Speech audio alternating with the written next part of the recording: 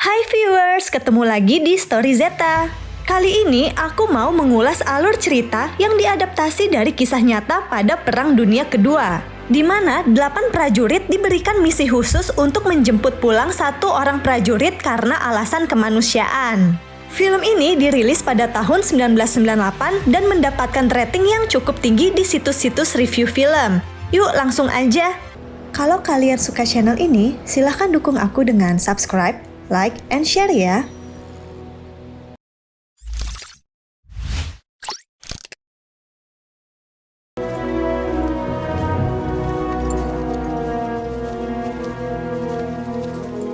Cerita dimulai ketika seorang kakek tua yang ditemani oleh keluarganya datang ke sebuah kompleks pemakaman. Dia menangis di sana dan keluarganya berusaha menenangkan dirinya.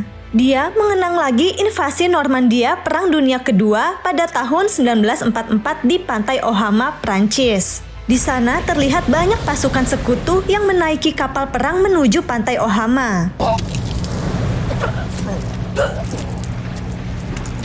Di kapal itu, para prajurit sangat tegang, dan sebagian dari mereka berdoa demi keselamatan karena banyak bom yang ditembakkan ke arah mereka oleh pasukan Jerman.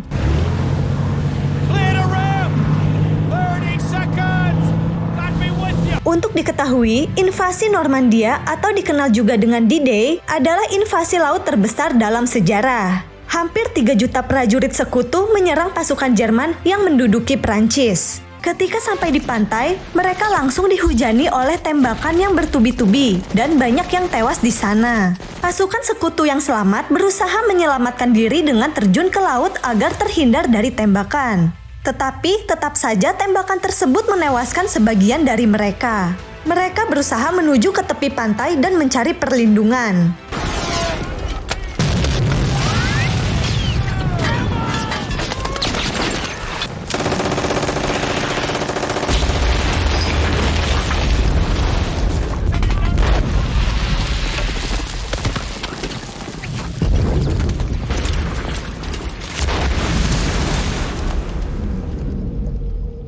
Mereka terus dihujani tembakan dan bom dari pasukan Jerman. Suasana pun begitu mencekam.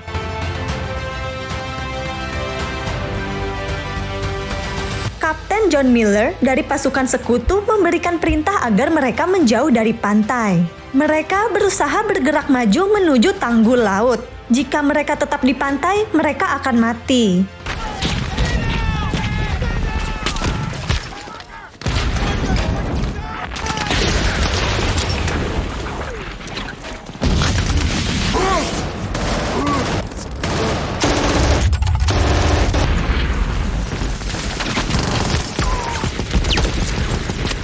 Miller dan timnya berhasil lari menjauh dari pantai. Miller berusaha memberikan informasi melalui radio, tetapi radio itu pun akhirnya hancur.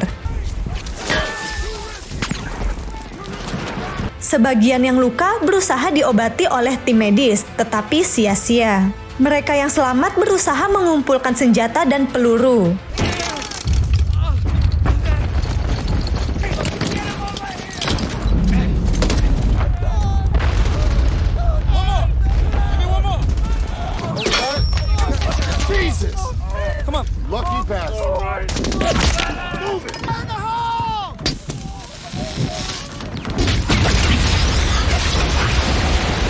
Mereka membalas menggunakan bom dan bergerak semakin mendekati pasukan Jerman.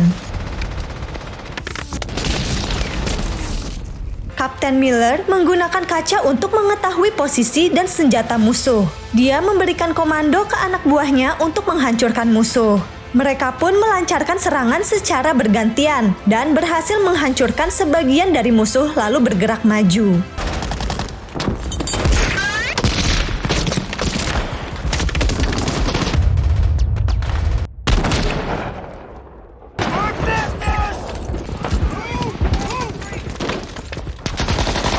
Pertempuran pun dilanjutkan. Pasukan sekutu membom, menembaki, dan membakar pasukan Jerman di dalam barak-barak mereka.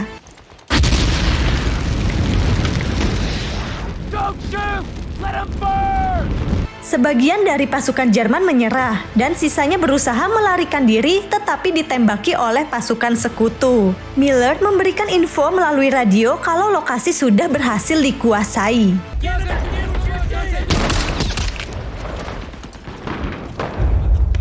Mereka pun beristirahat sejenak. Ada yang menangis dan ada juga yang mengumpulkan tanah sisa perang untuk dikoleksi.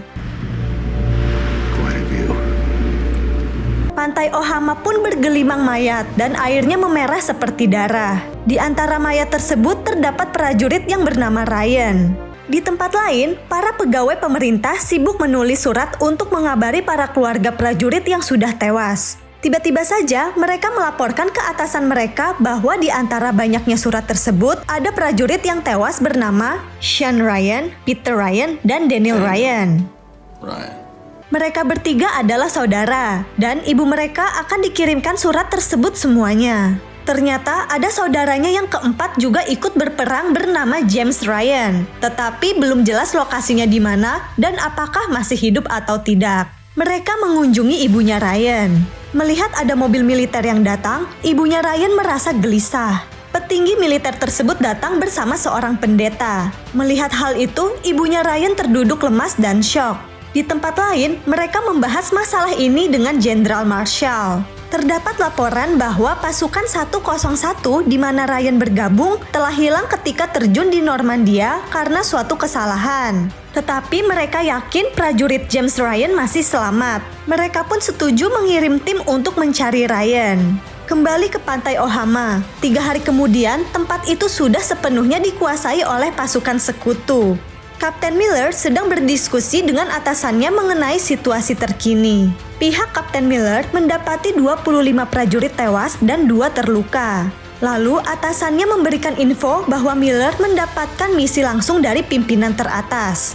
Miller pun menginfokan misi ini kepada anak buahnya kalau dia akan membawa satu pasukan menuju Newville untuk membawa pulang 1 orang. Anak buahnya berkata bahwa ini adalah misi yang sangat sulit seperti mencari jarum di tumpukan jerami.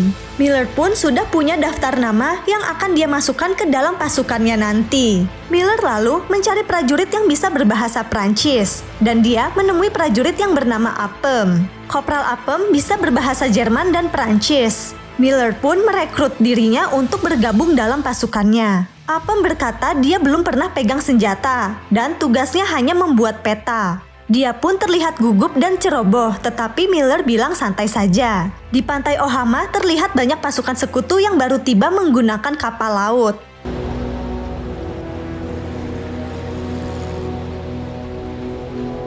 Kapten Miller dan 7 anak buahnya mulai melakukan perjalanan. Di sana terdapat Kopral Apem, Sersan Horvath, prajurit Caparzo, prajurit Reben, prajurit Jackson, prajurit Mellish, dan medis yang bernama Wade. Apem mencoba berteman dengan mereka, tetapi malah disuruh kembali ke formasi dan dinasehati agar bersikap sopan. Pada akhirnya, mereka pun saling berbincang-bincang santai dalam perjalanan. Reben mempertanyakan misi ini, di mana membahayakan mereka semua hanya untuk menyelamatkan 1 orang saja. Miller bilang mereka diberikan perintah dan harus mentaatinya. Hujan pun turun. Miller dan pasukannya sampai di sebuah lokasi pertempuran antara pasukan sekutu dan Jerman. Awalnya, mereka dikira adalah bala bantuan. Miller bertanya ke mereka tentang prajurit James Ryan, tetapi orang-orang di sana tidak ada yang tahu.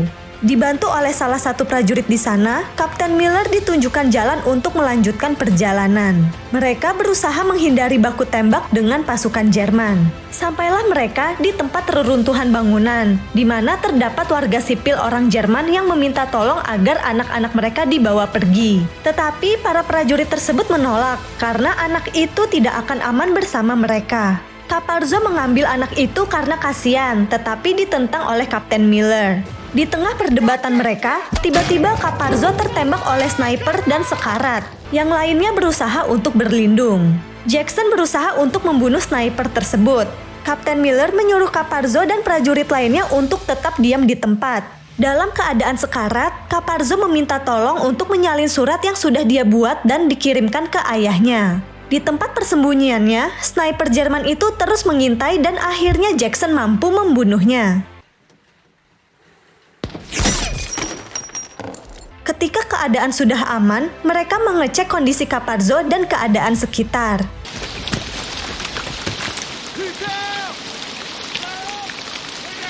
That's why we can't take children. Pada akhirnya Caparzo pun tewas, dan Wade mengambil surat wasiat dari Caparzo.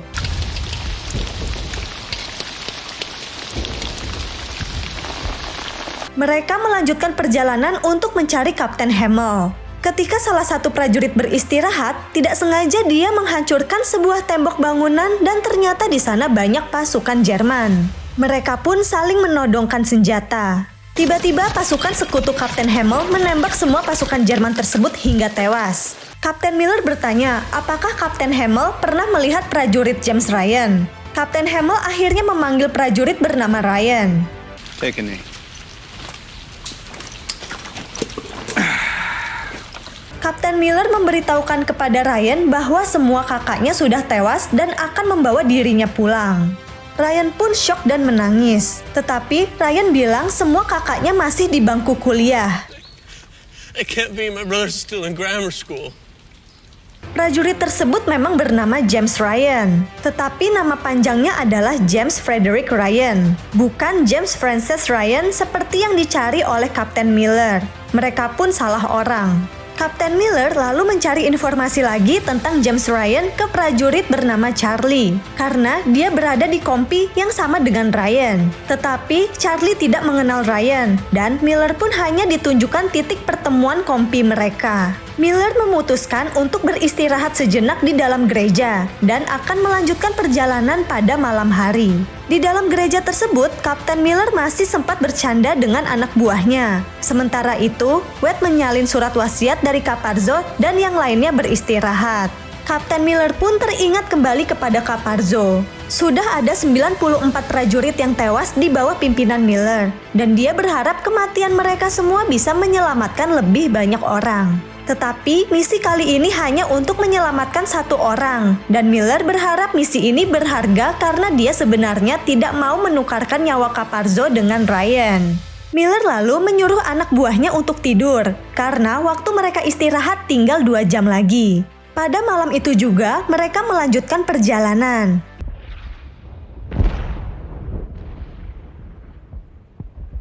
Pada siang harinya, mereka sampai di suatu perkemahan prajurit dan terlihat banyak yang terluka di sana. Wade dan lainnya berusaha membantu mereka. Kapten Miller bertanya kepada Letnan Duen di sana tentang prajurit James Ryan, tetapi Letnan Duen tidak tahu. Letnan Duen lalu menjelaskan kondisi di sana dan memberikan sekantong kalung pengenal para prajurit yang tewas kepada Miller. Miller lalu menyuruh Apem untuk mencari Ryan di antara pasukan penerjun yang ada di sana dan menyuruh Jackson untuk memeriksa semua kalung pengenal tersebut.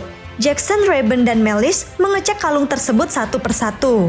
Jackson menemukan satu kalung bernama Ryan, tetapi ternyata tertulis Ryan.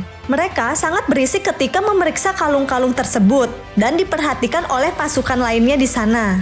Wade yang melihat hal itu akhirnya memperingatkan mereka. Miller menyerah dengan kalung pengenal itu dan bertanya kepada para prajurit yang di sana apa ada yang mengenal Ryan.